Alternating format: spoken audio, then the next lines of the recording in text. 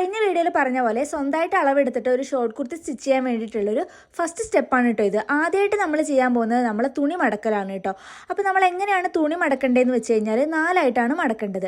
അപ്പോൾ ഞാനിവിടെ ഈ തുണീൻ്റെ ലെങ്ത്തിനനുസരിച്ച് ഞാനിവിടെ ഒന്ന് കട്ട് ചെയ്തെടുക്കുന്നുണ്ട് കേട്ടോ. അപ്പോൾ എത്ര ലെങ്ത് ആണോ വേണ്ടതെന്ന് നോക്കിയിട്ട് ഞാനിവിടെ കട്ട് ചെയ്തെടുക്കുന്നുണ്ട്.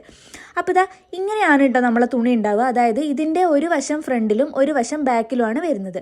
അപ്പോൾ ഇങ്ങനെ നീളത്തിലുള്ളൊരു തുണി ഞാൻ ആദ്യമായിട്ട് ഇങ്ങനെ രണ്ടാക്കിയിട്ട് മടക്കുകയാണ് ചെയ്യുന്നത്.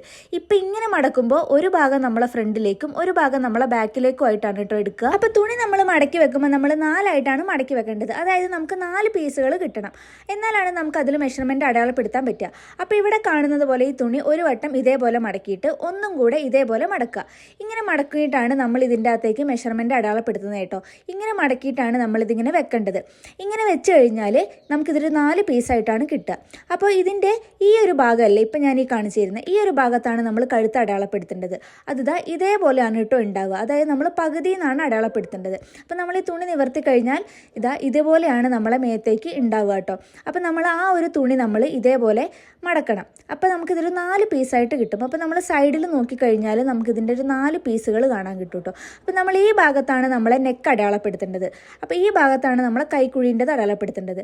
മുകളിൽ നിന്ന് താഴെ വരെയുള്ള ഭാഗമാണ് കേട്ടോ നമ്മളെ ലെങ്ത്തായിട്ട് നമ്മൾ അടയാളപ്പെടുത്തുക.